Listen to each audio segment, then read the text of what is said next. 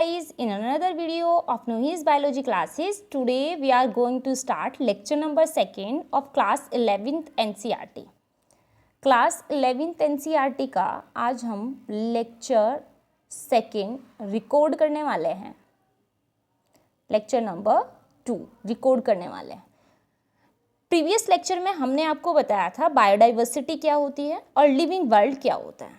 आज हम उसके कुछ बेसिक कॉन्सेप्ट्स क्लियर करेंगे. एनसीईआरटी के अकॉर्डिंग लाइनों को पढ़ते हुए साथ साथ चलेंगे और चीज़ों को समझते हुए चलेंगे. चीज़ों को समझते हुए हमें चलना है. जैसे ही हम चीज़ों को समझते हुए चलते हैं, देखिए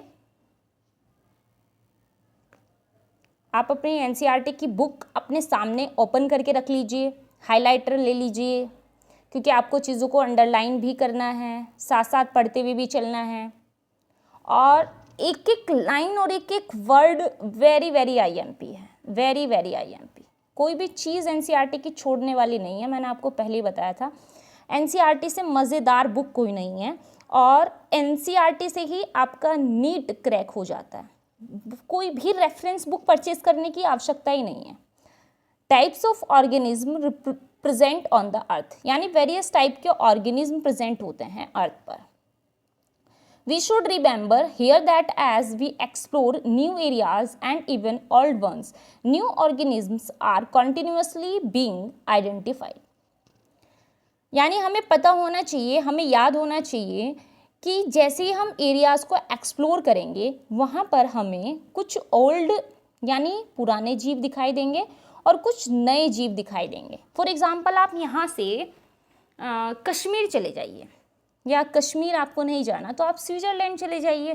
तो आप स्विट्ज़रलैंड में कुछ ऐसी स्पीशीज़ जरूर पाएंगे, प्लांट्स और एनिमल्स की, प्लांट्स की भी और एनिमल्स की भी, जो आपने इंडिया में नहीं देखी है. प्लांट्स और एनिमल्स की आपको कुछ स्पीशीज़ ऐसी ज़रूर दिखाई देंगी वहाँ पर डिफरेंट. तो जैसे ही आप एरिया को एक्सप्लोर करते हैं, जो स्ट्रक्चरल ऑर्गेनाइजेशन होती है या प्लांट की और एनिमल की स्पीशीज़ हो जाती है, वो डिफरेंट हो जाती है. दूसरे एरिया में जाने पर कुछ न्यू आपको जरूर दिखाई देंगे. As stated earlier, there are millions of plants and animals in the world. यानी बहुत समय पहले जब शुरुआत हुई थी तो उस समय जानवर भी और पेड़ पौधे भी लगभग मिलियंस में थे. कितने थे बेटा? मिलियंस में.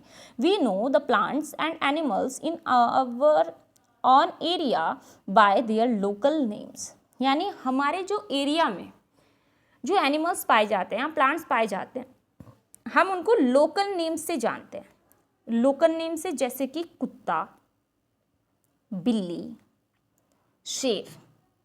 भाई आप यहाँ पर आप इनको यही तो कहते हैं, कुत्ता, बिल्ली, शेर.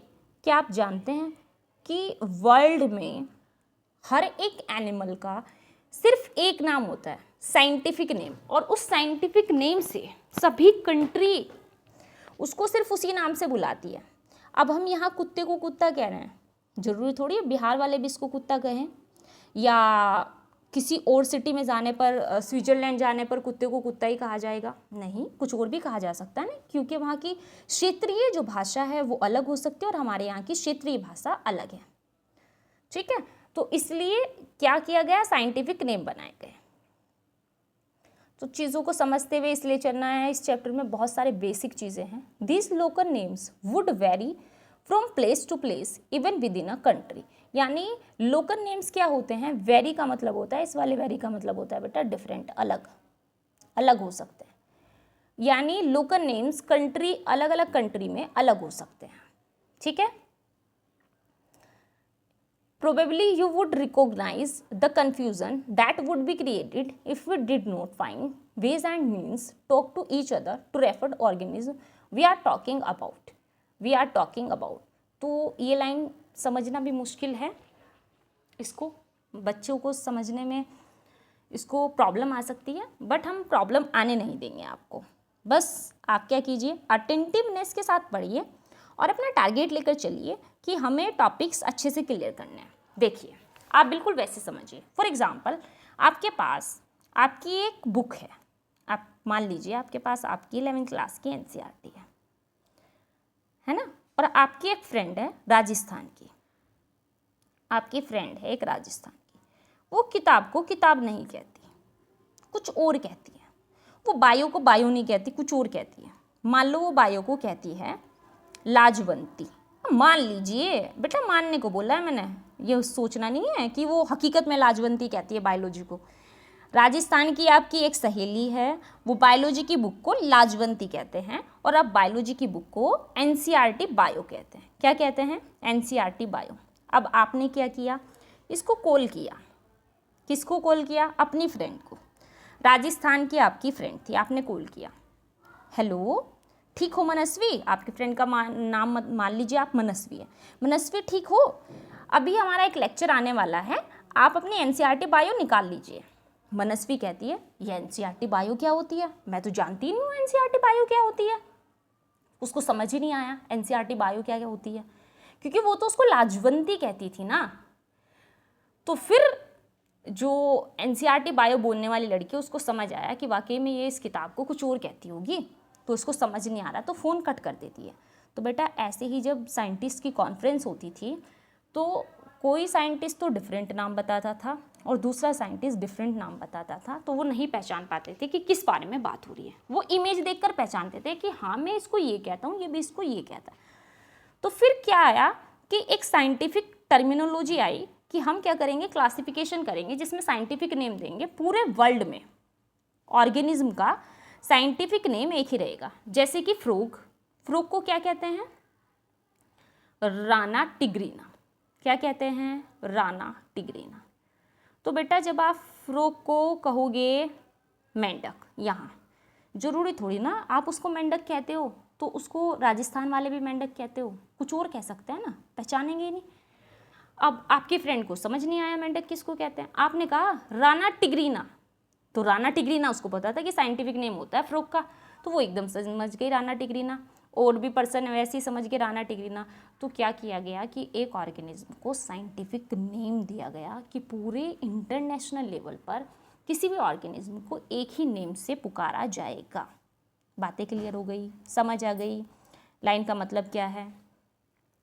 Hence there is a need to standardize the naming of the living organism such that a particular organism is known by the same name all over the world. यानी पूरे वर्ल्ड में, all over the world, name should be same.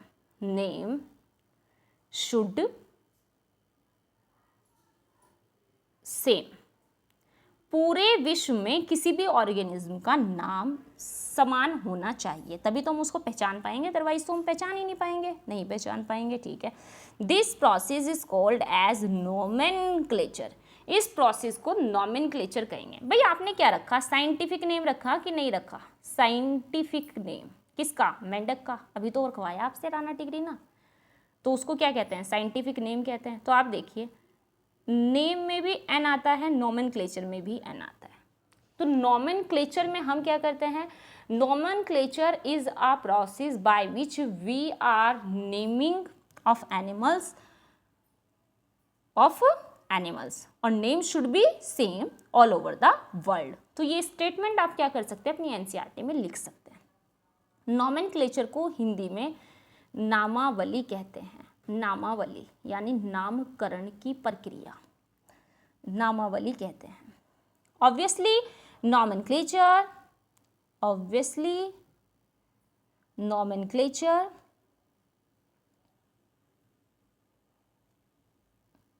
or naming is only possible when the organism is described correctly and we know what organism the name is attached to. This is identification. यानी nomenclature में जो naming होती है वो तभी सही हो सकती है जब आपने आइडेंटिफिकेशन सही किया हो। किसी भी ऑर्गेनिज्म का आइडेंटिफिकेशन सही आपने किया हो तभी उसकी नेमिंग हो सकती है। In order to facilitate the study, number of scientists have established procedure to assign scientific name to each known organism. तो साइंटिस्ट ने क्या की, एक कॉन्फ्रेंस की। साइंटिस्ट ने कॉन्फ्रेंस इस कॉन्फ्रेंस में उन्होंने क्या किया? रूल्स बनाए कि भाई अगर आपको नॉमेनक्लेचर करना है ना तो आपको रूल्स फॉलो करने पड़ेंगे।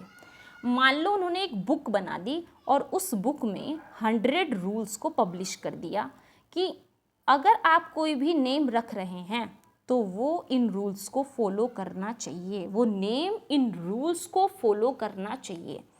तो किसी भी साइंटिस्ट के लिए नॉमेनक्लेचर करना एक बहुत ही टफेस्ट टास्क होता था, क्योंकि उसको 100 रूल्स या उससे ज़्यादा रूल्स को फॉलो कराना होता था उस नेम को। Get it my point. तो कोई भी नेम रखना इतना आसान नहीं होता, उससे पहले आपको लॉज, रूल्स और रेगुलेशन पढ़ने पड़ते हैं, तब आप जाकर नॉमेनक्लेचर कर पाते हैं।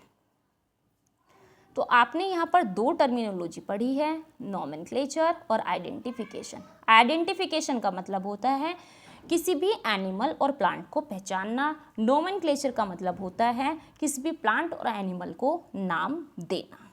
ठीक है बेटा, चलिए आ जाइए, आप मूव कीजिए आगे की ओर। This is acceptable biologist all over the world. उसी नेम को सारे बायोलॉजिस्ट मानेंगे जो नॉर्म्स को फॉलो करेगा, अदरवाइज उसको नहीं मानेंगे। For plants, scientific names are based on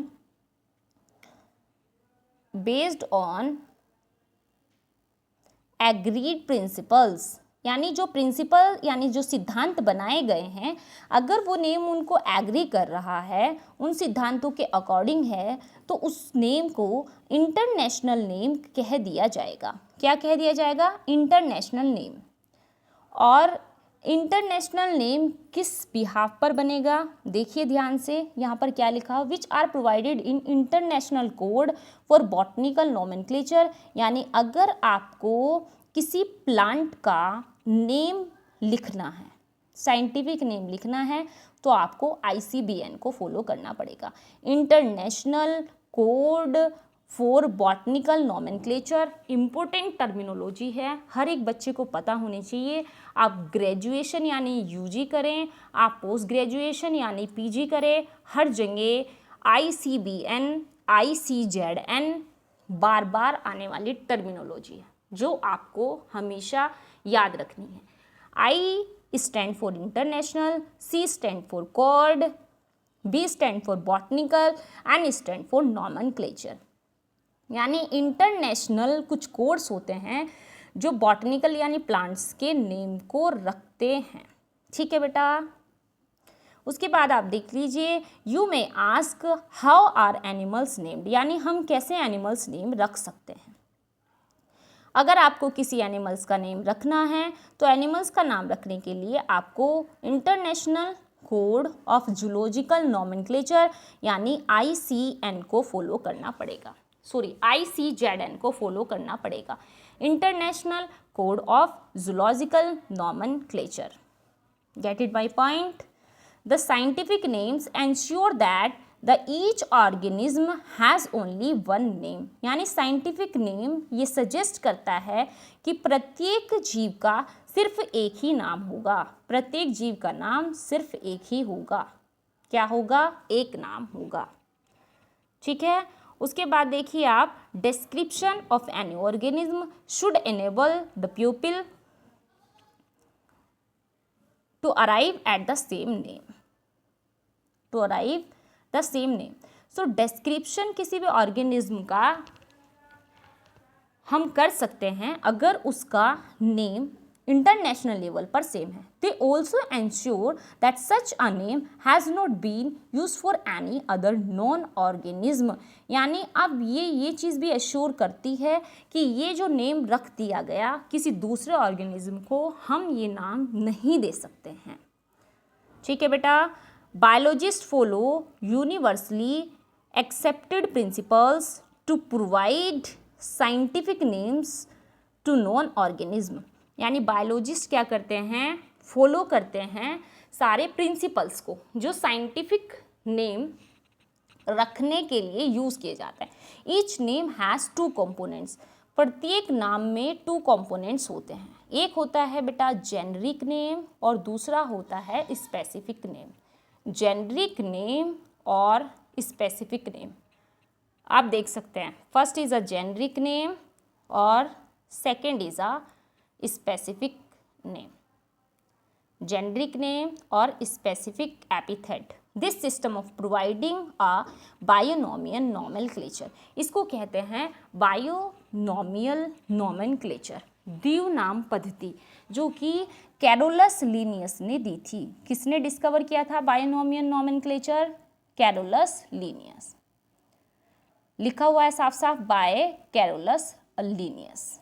ठीक है, उसके बाद आप देख लीजिए In this name, Mangifera represent the genus, while Indica is indicate the species। यानी Mangifera indica एक साइंटिफिक नेम है, यहाँ लिख लीजिए Mangifera indica।